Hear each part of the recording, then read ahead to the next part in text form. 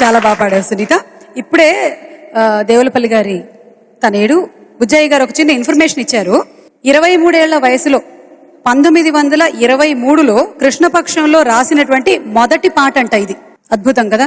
Wonderful sir, thank you so much for the information.